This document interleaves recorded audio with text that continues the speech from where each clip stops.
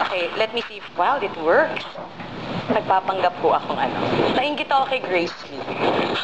Dapat Grace De Castro yung maganda doon. So, magpapanggap ako. Thank you for that kind introduction. Good afternoon, sir. Tita Chit, of course. The reason why I'm always here. When Tita Chit calls, you run. Yan. You don't walk, you run.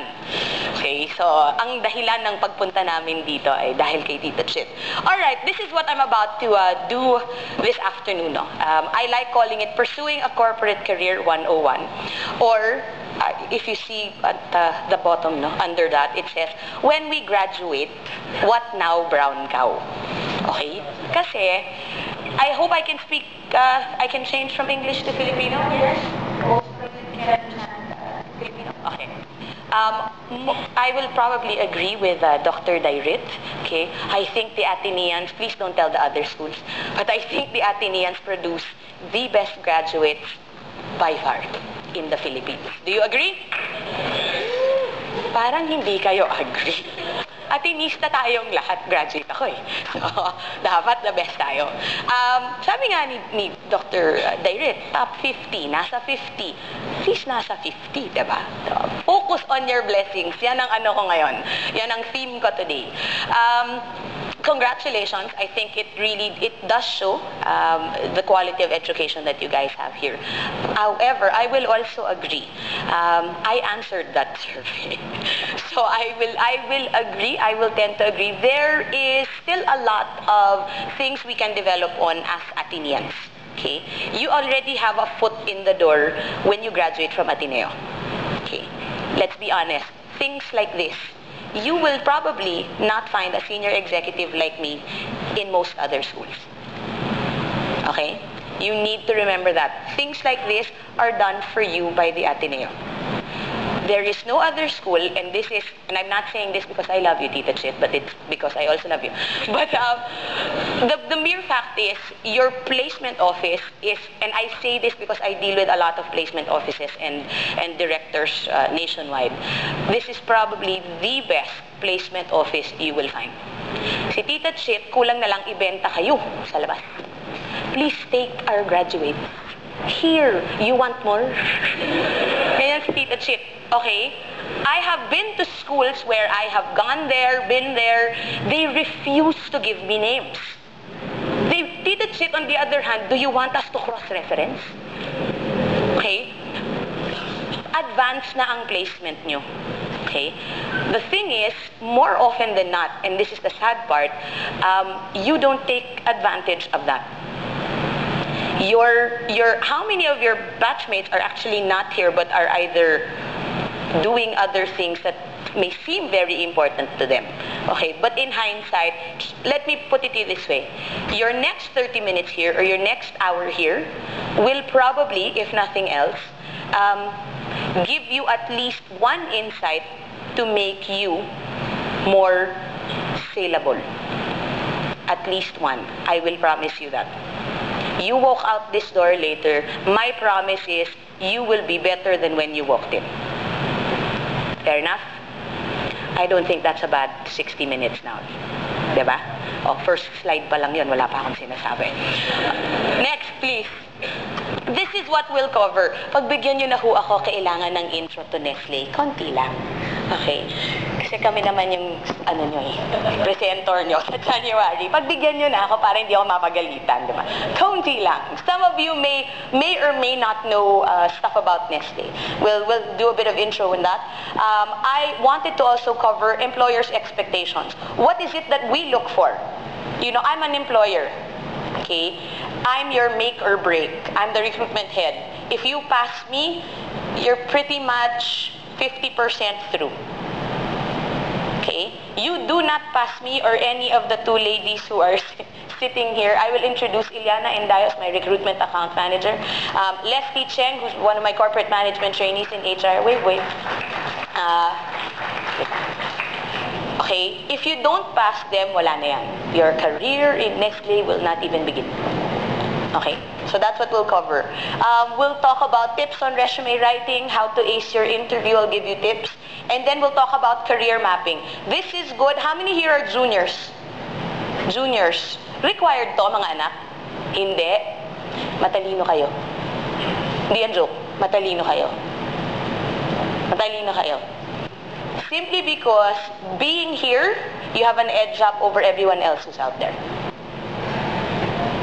I will remember faces. No, diba? But dito sit, no sit, I remember faces. Plus, I also remember people who ask questions. Okay? Have I hired people from questions that they've asked? Yes. Biglang sila, anong question pwede? Okay. Tatanong na kayo mamaya. Okay? We'll talk about a lot in terms of your career mapping, and then I believe there's an open forum with, there is a handsome fellow walking in. I assume that's Mr. Jairez. All right. So, I am now feeling very old. Okay. All right, we'll start. Yes, next please. Okay. Nestle worldwide at a glance. I hope you don't mind. We are 100, CHF is Swiss francs. Nestle is a Swiss company. Okay. We are based in Vevey in Switzerland. 108 billion Swiss francs in sales is roughly about 100 billion US dollars. Let me say that again. 100 billion US dollars. Okay? That's a hell of a lot of zeros. It's nice to know we have a lot of those zeros in my company. We have 28 billionaire brands. What are billionaire brands? For those who might have taken up some marketing classes, anybody? At least some exposure, yes. Billionaire brands are brands that have reached $1 billion in sales and who sustain that over a certain period of time. Okay? Case in point, sige, pagbigyan na natin ng ibang kumpanya. Doon naman ako nanggaling. Letter U, hindi naman siya sponsor niyo ako eh. So bakit ka sa ano eh? Letter U has, how many does letter U have? 13 billionaire brands. Letter P, who celebrates their 75th year this year. By the way, kami 100 next year. Diba? 75 lang sila. Mas matanda ako.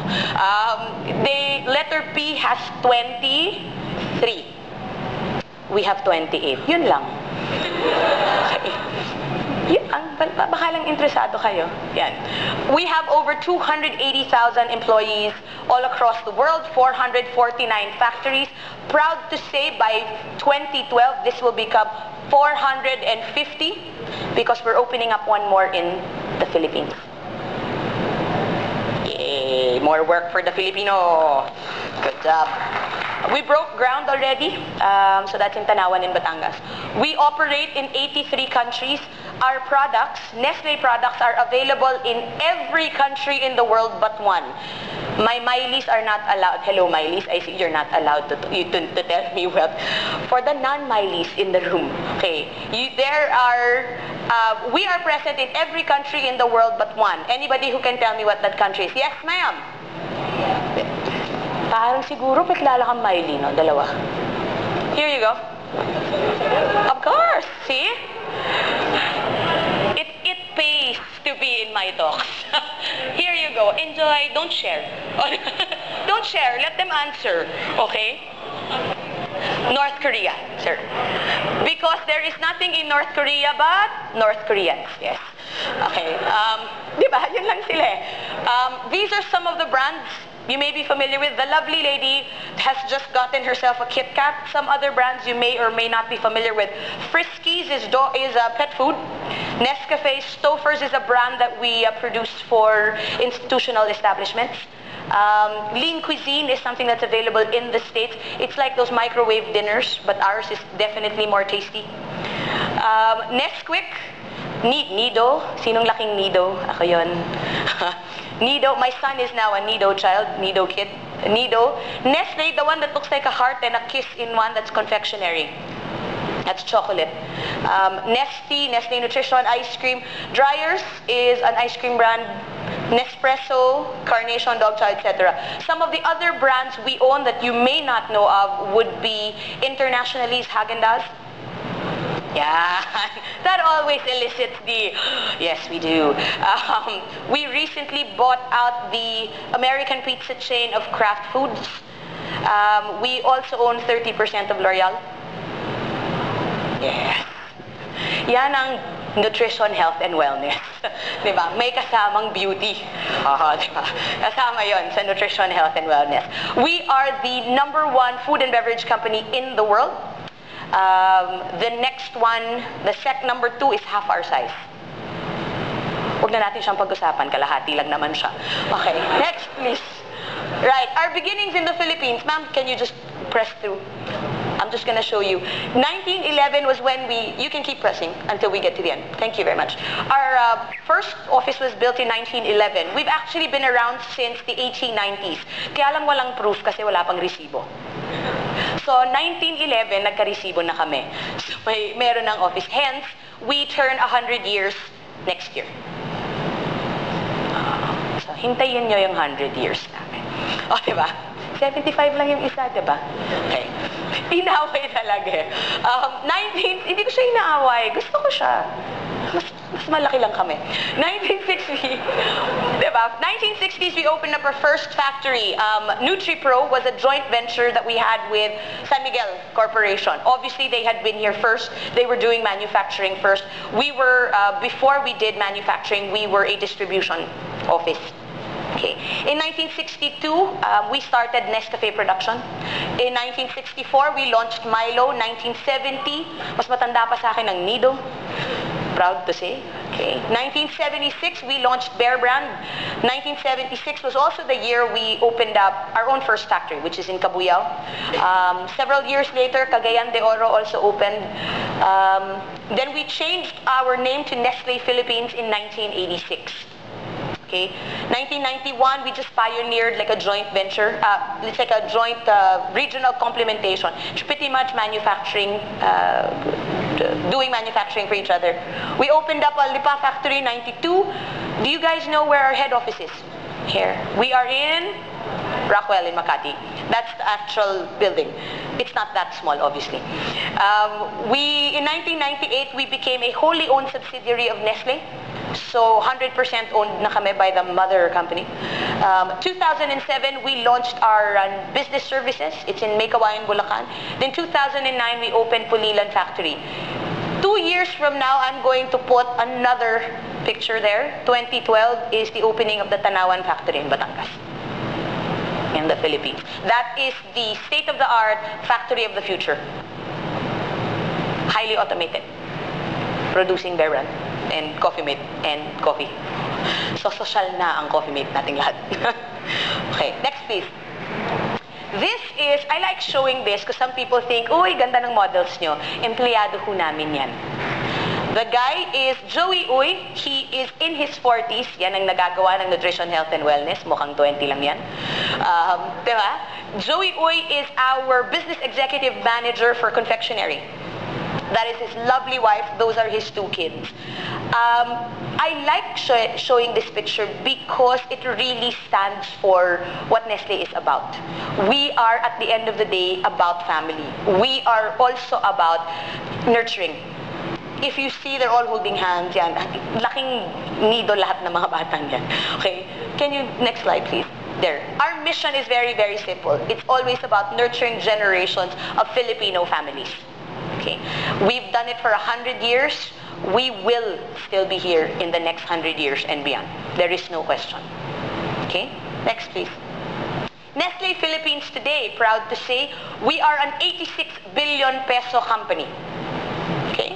We have over 3,300 employees, over 20,000 indirect employees, which means these are employees through our partners.